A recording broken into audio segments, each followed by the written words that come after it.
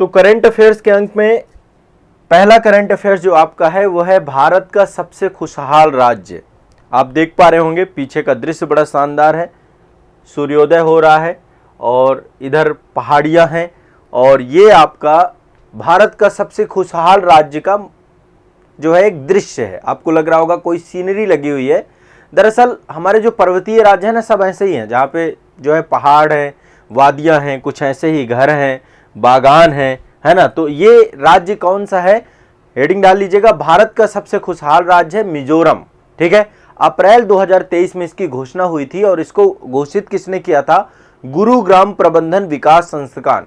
इसके जो है प्रोफेसर हैं राजेश पिलानिया जी, उनके द्वारा एक अध्ययन किया गया, एक रिसर्च की गई और 6 मापदंड बनाए गए। उन 6 मापदंडों के आधार पर ही इन्होंने क्या किया, यहाँ पे भारत का सबसे खुशहाल राज्य हैप्पीनेस इंडेक्स में नंबर 1 बताया। इन्होंने 6 कौन कौन से जो है मुद्दे यहाँ पे रखे। एक तो पारिवारिक रिश्ते। देखिए, सर्वाधिक आय वाले राज्य अलग है लेकिन खुशहाली अलग चीज है। हो सकता है आपके पास पैसा बहुत ज्यादा ना हो लेकिन आप हैप्पी रहते हो, खुश रहते हो। ठीक है, हैप्पीनेस इंडेक्स बेस्ट होना चाहिए, ये सबसे बड़ी सोच होनी चाहिए। तो पारिवारिक रिश्ते, ठीक है, पहला। दूसरा, मानसिक और शारीरिक स्वास्थ्य अच्छा होना चाहिए। धर्म, परोपकार, काम और सामाजिक मुद्दे और कोविड-19 का प्रभाव। ये टोटल 6 मानकों के आधार पर जो है भारत का सबसे खुशहाल राज्य का अध्ययन किया राजेश जो है पिलानिया जी, राजेश के पिलानिया जी के द्वारा ये अध्ययन किया गया। गुरुग्राम प्रबंधन विकास संस्थान, गुरुग्राम प्रबंधन विकास संस्थान के द्वारा जो है मिजोरम को जो है नंबर 1 स्टेट दिया गया हैप्पीनेस इंडेक्स में। ठीक है, हैप्पीनेस इंडेक्स राज्य का भारत का सबसे खुशहाल राज्य घोषित किया गया। तो लिख लीजिए इसको, मिजोरम को। अब इसी के साथ ही हम थोड़ा सा वर्ल्ड हैप्पीनेस रिपोर्ट भी आपकी 2023 की आई है। World happiness report, world happiness report, विश्व खुशहाली रिपोर्ट 2023। अब ये रिपोर्ट आपकी मार्च में आई थी, मार्च 2023 में आई थी। सबसे खुशहाल देश कौन है, फिनलैंड। विश्व का सबसे खुशहाल देश कौन है, फिनलैंड। ठीक है, आप फिनलैंड जानते हैं, रूस के जस्ट बगल में है। ठीक है, और इसको जो है जारी करता है संयुक्त राष्ट्र सतत विकास नेटवर्क। तो सबसे ज्यादा फिनलैंड, फिर इसके बाद डेनमार्क का नंबर आता है, फिर आइसलैंड आता है। यही जो आपकी कंट्रीज हैं, ठीक है, नॉर्डिक कंट्रीज, या तो यही कंट्री आपके रहते हैं हमेशा, फिनलैंड, डेनमार्क, आइसलैंड आपका। ठीक है, और यदि आप भारत की बात करें तो भारत का स्थान 126वां है विश्व खुशहाली रिपोर्ट में। भारत 126वें नंबर पे है, नंबर 1 पे फिनलैंड है। तो ये भी आप ध्यान रखिएगा। विश्व खुशहाली वर्ल्ड हैप्पीनेस रिपोर्ट 2023 के हिसाब से फिनलैंड नंबर 1, भारत 126वें नंबर पर है। ठीक है, ये आपको ध्यान रखना। और सबसे ज्यादा बुरी स्थिति अफगानिस्तान की है, 137वें नंबर पे अफगानिस्तान है आपका।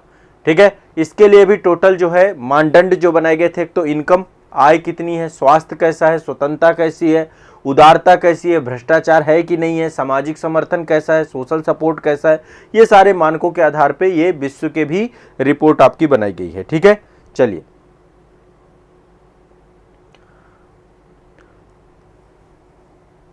हाँ, गुड मॉर्निंग सभी को, गुड मॉर्निंग।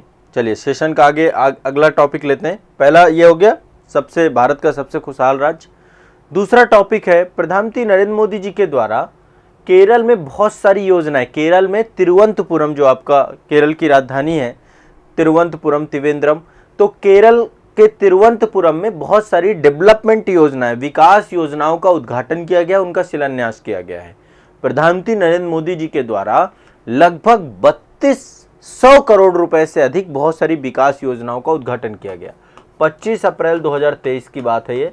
तो केरल में बहुत सारे डेवलपमेंट प्रोग्राम को लेकर के प्रधानमंत्री जी के द्वारा यहाँ पे उद्घाटन किया गया। ठीक है, अब ये कौन कौन सी परियोजनाएं हैं, एक तो देखिए मैं परियोजनाओं के नाम लिख देता हूं।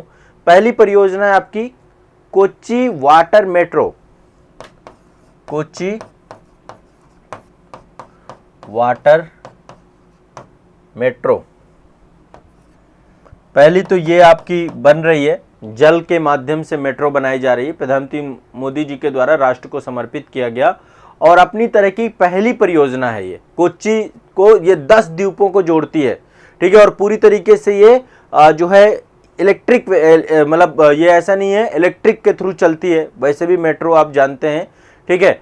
तो ये पूरी की पूरी कनेक्टिविटी इसके तहत प्रदान किया गया है, ये आपको ध्यान रखना है। पहली जो है कोच्चि वाटर मेट्रो बनी है। दूसरी रेल परियोजनाएं बहुत सारी केरल में चलाई गई हैं, 3200 करोड़ रुपए की ये पूरी परियोजनाएं हैं, ठीक है। अभी आपको पता है वंदे भारत चली है ना, वंदे भारत भी आपकी चली है, कई सारी वंदे भारत अभी चलाई जानी है आगे। तो रेल परियोजनाएं चली हैं, कल मैंने आपको बताया था परियोजना कई सारी। इसके अलावा और क्या किया गया है, देश का पहला डिजिटल साइंस पार्क, ये भी आपका तिरुवनंतपुरम में बनाया जाएगा। देश का पहला डिजिटल साइंस पार्क बनाया जाएगा, साइंस पार्क, ये भी आपका तिरुवनंतपुरम में बनाया जाएगा। ये सारी परियोजनाएं जो हैं आपकी केरल के लिए प्रधानमंत्री जी के द्वारा नई परियोजनाओं का शिलान्यास किया गया है, उद्घाटन किया गया है, ये ध्यान रखिएगा, ठीक है। चलिए 3200 करोड़ रुपए की कुछ प्रमुख परियोजनाएं जो है केरल में हुई हैं, ये आप जानते हैं। ये वाला आज नेचुरल प्राकृतिक दृश्यों की भरमार है। ये आपका बांस का पेड़ है और बांस के पेड़ पे आधारित जो है जैव रिफाइनरी की स्थापना की गई है। बांस आधारित जैव रिफाइनरी की स्थापना के लिए एक समझौता किया गया है एनटीपीसी और चेम्पोलिस इंडिया के साथ। एनटीपीसी और चेम्पोलिस इंडिया, एनटीपीसी और चेम्पोलिस इंडिया के साथ जो है आपका क्या किया गया है, ये आपका जो है समझौता किया गया। बांस आधारित जैव रिफाइनरी की स्थापना की गई है एनटीपीसी और चेम्पोलिस इंडिया के साथ। कहाँ की जा रही है स्थापना, ये स्थापना असम में की जा रही है, असम में। तो एक जैव रिफाइनरी बनाई जा रही है जो बांस के पेड़ों का प्रयोग करेगी, ठीक है, ध्यान रखना है। इससे एथेनॉल बनेगा, थर्मल पावर प्लांट, ये सब चीज़ों के लिए बनाया जाएगा, बायोकोल बनाया जाएगा, मूल्य वर्धित उत्पादों को बनाया जाएगा। तो बांस का उपयोग कई सारी चीज़ों को लेकर किया जाएगा। इससे आपका जो एनटीपीसी जो एक पावर प्लांट है, तो उससे कई सारे गांवों को, असम के कई सारे गांव जैसे बोगाई गांव हैं, इनको जो है विद्युत भी उत्पन्न कराया जाए, विद्युत की सप्लाई भी की जाएगी, ठीक है। तो ये आपको ध्यान रखिएगा। एनटीपीसी और चेम्पोलिस इंडिया के साथ जो है एक समझौता हुआ है बांस आधारित जैव रिफाइनरी की स्थापना के लिए, ठीक है। एनटीपीसी के बारे में आप सभी जानते हैं, पब्लिक सेक्टर अंडरटेकिंग है, महारत्न कंपनी है आपकी, ये 2010 में महारत्न बनी थी, 1975 में इसकी स्थापना की गई थी। और टोटल देश के कुल विद्युत उत्पादन का 25% उत्पादन जो है एनटीपीसी अकेले करके देता है। थर्मल पावर प्लांट जो होते हैं वो एनटीपीसी के द्वारा इस्टेब्लिश किए जाते हैं, ठीक है। तो ये बांस आधारित आपका बायो रिफाइनरी बनाई जा रही है असम में, ध्यान रखिएगा, ये भी आपका इंपॉर्टेंट है। चलिए आगे चलते हैं, अगला करंट अफेयर्स पे चलते हैं। अगला करंट अफेयर्स है, आपको पता है कि अब जैसे जैसे डिजिटलाइजेशन बढ़ रहा है, हर क्षेत्र में जो है हर क्षेत्र को डिजिटल बनाया जा रहा है। अब जो भूमि से जुड़े हुए अभिलेख हैं, दस्तावेज हैं, इनको भी पंजीकृत किया जा रहा है डिजिटल माध्यम से। जो जमीन जायदाद है आपका, ये सारा कुछ भू अभिलेखों के लिए एक प्रणाली बनाई गई है, राष्ट्रीय सामान्य दस्तावेज पंजीकरण प्रणाली। 18 अप्रैल 2023 से लेकर के ये स्टार्ट हो गई सभी जो हमारे स्टेट हैं, ठीक है। तो राष्ट्रीय सामान्य दस्तावेज पंजीकरण प्रणाली, राष्ट्रीय सामान्य दस्तावेज पंजीकरण प्रणाली, राष्ट्रीय सामान्य दस्तावेज पंजीकरण प्रणाली, ठीक है। 18 अप्रैल 2023 को ये जो है प्रणाली आपकी 18 अप्रैल 2023 राष्ट्रीय सामान्य दस्तावेज पंजीकरण प्रणाली, ठीक है। 18 अप्रैल 2023 से जो है ये प्रणाली आपकी स्टार्ट हुई है और इसके तहत भू अभिलेख का विवरण जो है सुनिश्चित करने के लिए ये प्रणाली आपकी कार्यान्वित की जाएगी, ठीक है। और इसके तहत जो है जितने भी भारत के गांव हैं, लगभग इस समय भारत में 6,57,000 गांव हैं। भारत में टोटल गांवों की संख्या कितनी है? 6,57,403 गांव हैं भारत में टोटल। ये भी ध्यान रखिएगा, कई बार क्वेश्चन ये भी पूछ लेता है। भारत में अभी टोटल जो गांव हैं 6,57,403 गांव हैं। तो इन सभी गांवों के भूमि अधिकार, जितने भी भूमि है, लैंड है, उनका रिकॉर्ड को कंप्यूटरीकृत इसके तहत किया जाएगा, ठीक है, भू संपत्तियों का मानचित्रण रखा जाएगा। भू संसाधन विभाग है भारत सरकार का, उसके द्वारा जो है ये पूरी तरीके से डिजिटल इंडिया भूलेख आधुनिकीकरण कार्यक्रम को संचालित किया जाएगा। देखो ऐसे कार्यक्रम जो है ना 2016 से ही चल रहा है। जितने भी आपके जमीन के अब जो आपके जमीन से जुड़ी हुई जानकारी है, लैंड का कौन मालिक है, खसरा खतौनी के माध्यम से आप जो है इजिली जो है पोर्टल से पता कर सकते हैं। भारत सरकार का भू संसाधन विभाग है, उसके द्वारा जो है ये पूरी योजना चलाई जा रही है, डिजिटल इंडिया भूलेख आधुनिकीकरण कार्यक्रम, जिसको हम बोलते हैं DILRMP। ठीक है, ये प्रोग्राम के तहत जो है सारे भूलेखों का डिजिटलाइजेशन किया जा रहा है।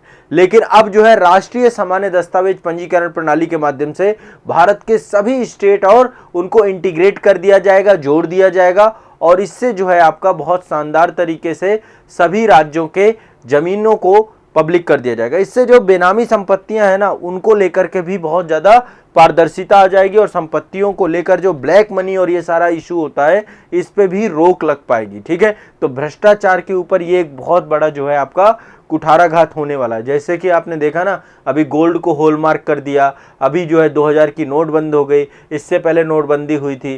तो अभी ये धीरे धीरे सरकार सब कुछ चाह रही पारदर्शिता। नोटबंदी से सबसे बड़ी चीज क्या हुई है, नोटबंदी से लोगों का पैसा बैंकों में पहुंच गया, तो वो पारदर्शिता के सरकार के नजरों में आ गया। नोटबंदी से आपको लग रहा होगा कि लोगों का पैसा मर गया है, कुछ हो गया, लोग एन के इन प्रकार सबने पैसा जमा कर दिया है, ये समझ लीजिए।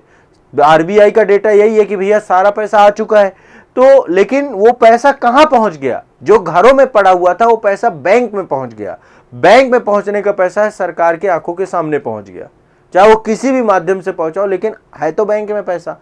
ठीक है, और जिस तरीके से आप देख रहे हैं बड़े स्तर पे बैंकिंग सेक्टर को एक बड़ी चुनौती का सामना भी करना पड़ा। तो ओवरऑल मतलब आप देखिए कि यही स्थिति अब जो है भूलेख में होगी। जो जमीनें हैं लोगों ने जो है अपने नाम, रिश्तेदारों के नाम, बेनामी संपत्तियां, एक आम आदमी की बात नहीं है, जो पैसे वाले लोग हैं या जो बहुत सारे करप्ट पर्सन हैं, चाहे वो राजनेता हो, चाहे वो बड़े बड़े जो उद्योगपति, सब बेनामी संपत्तियां लेन देन करते हैं, उनके पे भी इसमें रोक टोक आने वाले समय पे लग पाएगी। ठीक है, चलिए आगे चलते हैं। ये MP का रीवा वाला क्षेत्र है। प्रधानमंत्री जी द्वारा रीवा में भी बहुत सारी परियोजनाओं का लोकार्पण किया गया है।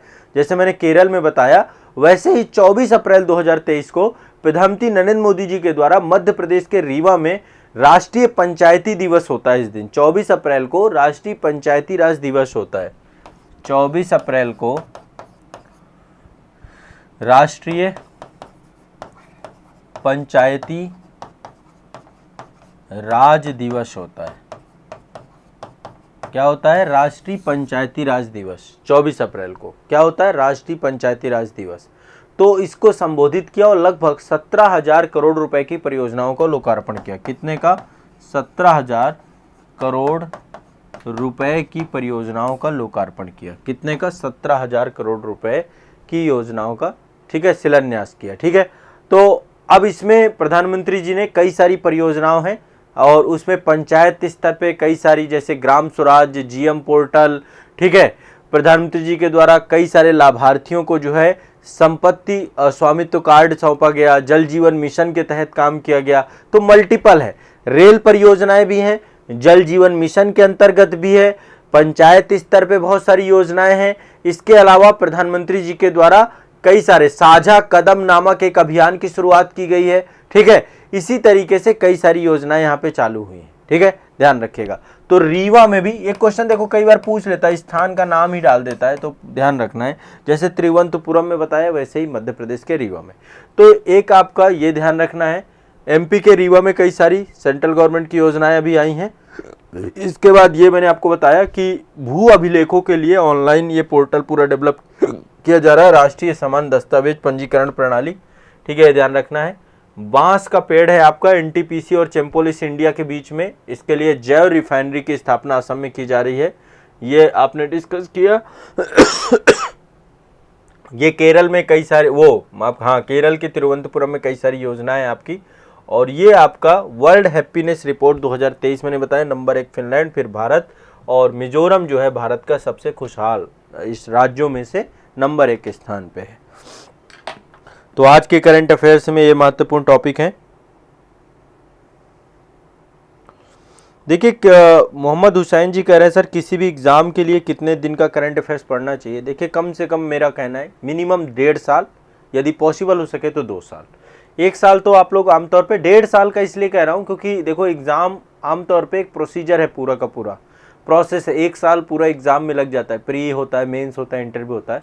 तो आप पहले प्री के पहले का 1.5 साल की बात कर रहा हूँ मैं, प्री के पहले का 1.5 साल, फिर जब आप मेंस देते हैं तो वो ऑटोमेटिक 2 साल हो जाता है। तो लगभग 2 साल का करंट अफेयर्स आपका प्रोसेस में रहता है, आपको तैयार करके रखना चाहिए।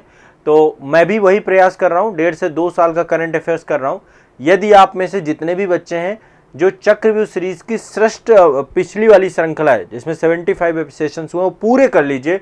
जो भी 2023 के एग्जाम होंगे पूरे कवर हो जाएंगे और ये 7वीं श्रृंखला आप लोगों के लिए रामबाण साबित होगी।